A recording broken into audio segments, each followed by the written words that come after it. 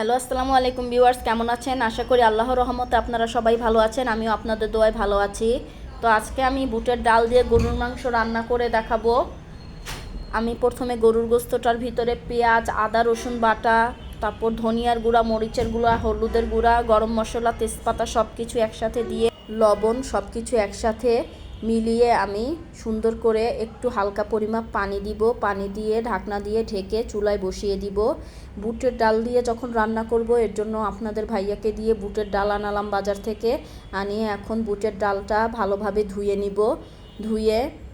ধুয়ে ভালোভাবে গ্যাসের চুলায় আমি লবণ আর গরম পানি দিয়ে সুন্দরভাবে ঢেকে সিদ্ধর জন্য বসিয়ে দিব। যখন সিদ্ধ হয়ে যাবে তখন আমি কষানো মাংসর সাথে মিলিয়ে দিব। এখন আমি গোশতটা দেখেন কিভাবে হয়ে গেছে, অনেকটাই। এখন মাংসটা ভালোভাবে কষিয়ে নিব। ভালোভাবে কষানোর পর আমি বুটের ডালটা এটাতে দিয়ে দিব। যখন হয়ে যাবে অর্ধেক পরিমাপে তখন দিব। আমি আরেকটু গরম পানি দিয়ে নিছি গোশের ভিতর।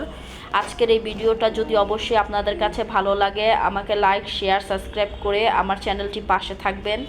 আর আমার যদি কোনো কথাবার্তায় ভুল হয় তাহলে অবশ্যই ক্ষমা দৃষ্টিতে দেখবেন। দেশ বিদেশে যে যেখানে আছেন আমার ভিডিওটা দেখতেছেন, সবাই আমাকে সাপোর্ট করবে, তাহলে অবশ্যই আমি সামনের দিকে এগিয়ে যেতে পারবো ইনশাল্লাহ আপনাদের দোয়ায়। দেখেন আমার গোশতটা কি সুন্দর সিদ্ধ হয়ে গেছে অনেকখানি। বুটের ডালটাও সিদ্ধ হয়ে গেছে।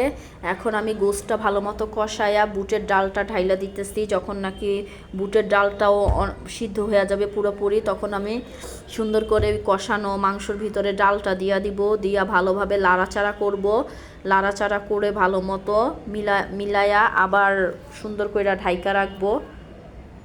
ঢাকনা উঠিয়ে দেখেন আমার বুটের ডাল দিয়ে গরুর গোস্ত রান্না কমপ্লিট। আপনারা অবশ্যই যার যার বাসায় রান্না করে খাবেন, আপনাদের কাছেও ভালো লাগবে। রান্না করতে করতে দেখি আমার বড় ভাই আমাদের জন্য লিচু, আম এগুলো পাঠিয়ে দিছে। তো আমি বাবুদের নিয়ে এখন আড়ংয়ে যাব। কুরবানি ঈদে তো সেরকম কেনাকাটা করব না, কারণ কুরবানি দিতে হবে। তারপরেও বাবুদের একটু গোসল করে পরার জন্য টি শার্ট, প্যান্ট এগুলো নিব। তো আমরা ভিতরের অংশটা ভিডিও করতে পারবো না, ওইখান থেকে মানা করে দিছে যে ভিতরে ভিডিও করা যাবে না। তো আমরা বাবুদের দুই ছেলের জন্য টি শার্ট আর প্যান্ট এই কিনে নিয়ে আসছি। আপনারা কমেন্ট করে জানাবেন আমার দুই ছেলের ড্রেস কেমন হয়েছে। টেলার্সের দোকানে আমারও কাপড় ছিল 3 পিস, তো আমার 3 পিসগুলো উঠায় নিয়ে আসছি। এই যে আপনাদেরকে অবশ্যই ইনশাল্লাহ সামনের ভিডিওতে পইরা দেখাবো। আল্লাহ হাফেজ, ভালো থাকবেন।